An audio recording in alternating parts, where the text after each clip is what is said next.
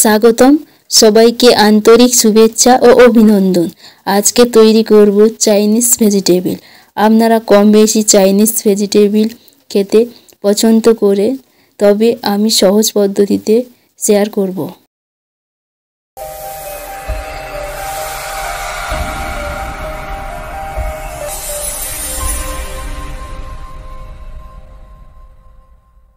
এখানে আমি ফুলকপি টুকরো টুকরো করে কেটে নিয়েছি। এর সঙ্গে গাজরগুলিও দেখতে পাচ্ছেন ছোট করে টুকরো করে কেটে নিয়েছি।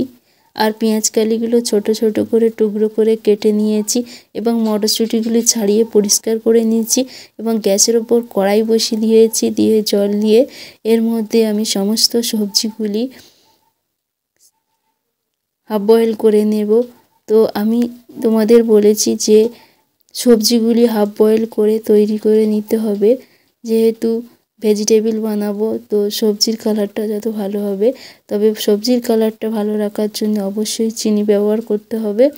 তো এবারে আমি এখানে সেদ্ধ করে নিয়েছি, দেখতে পাচ্ছেন এখানে সেদ্ধ করা হয়ে গেছে। আমি এবার ছাঁচের সাহায্যে আমি তুলে নেব।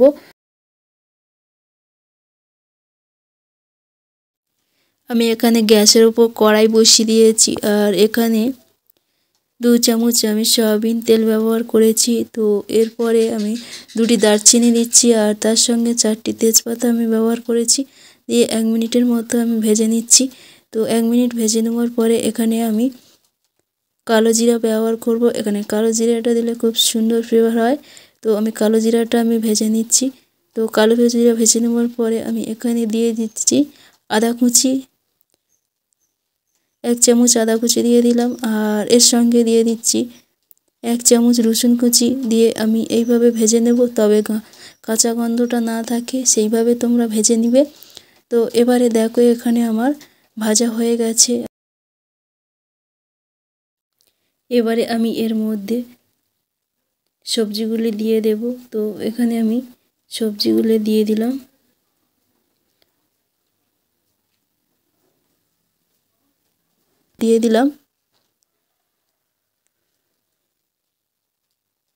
এইভাবে অনবরত নেড়েচেড়ে নেব আর গ্যাসের ফ্লেমটা অবশ্যই কমিয়ে রেখে দিয়ে এইভাবে নাড়াচাড়া করে নিতে হবে।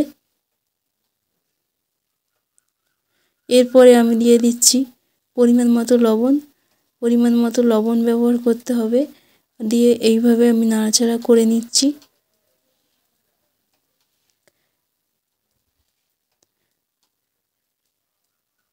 এরপরে আমি পেঁয়াজকালি দিচ্ছি। তো পেঁয়াজকালিটা দিয়ে আমি নেড়েচেড়ে নিচ্ছি। আর পেঁয়াজকালিটা আমি আগে থেকে সেদ্ধ করিনি, যেহেতু পেঁয়াজকালি অল্প সময়ের মধ্যে তৈরি হয়ে যাবে। আর এর মধ্যে টেস্টি সল্ট দিয়ে দিলাম আর অল্প পরিমাণে আমি চিনি ব্যবহার করলাম। আর আগে থেকে আমি কেটে রাখা কাঁচা লঙ্কা ব্যবহার করলাম। আর আমি পেঁয়াজগুলি দিয়ে দিচ্ছি। দেখতে পাচ্ছেন পেঁয়াজগুলি আমি কিভাবে কেটেছি।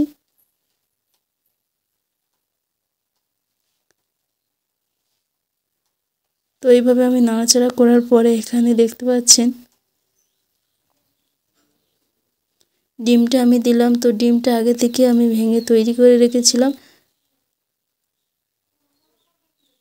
তো এইভাবে আমি নেড়েচেড়ে নিলাম আর 2 থেকে 3 মিনিট আমি এইভাবে নাড়াচাড়া করে নেওয়ার পরেই আমি জলটা ব্যবহার করব।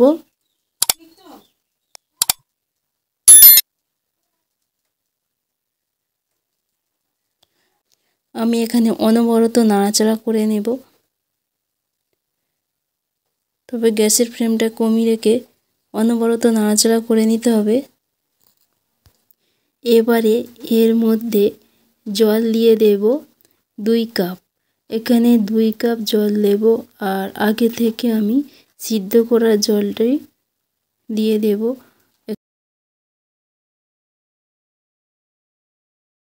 তো আমি এইভাবে তৈরি করে দেখাচ্ছি তোমাদেরকে, আর এইভাবে তোমরা তৈরি করো।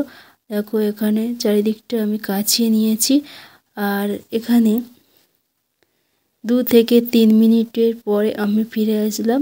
এসে এখানে ধনেপাতাগুলি দিয়ে আমি নাড়াচাড়া করে নেব 1 মিনিটের মতো।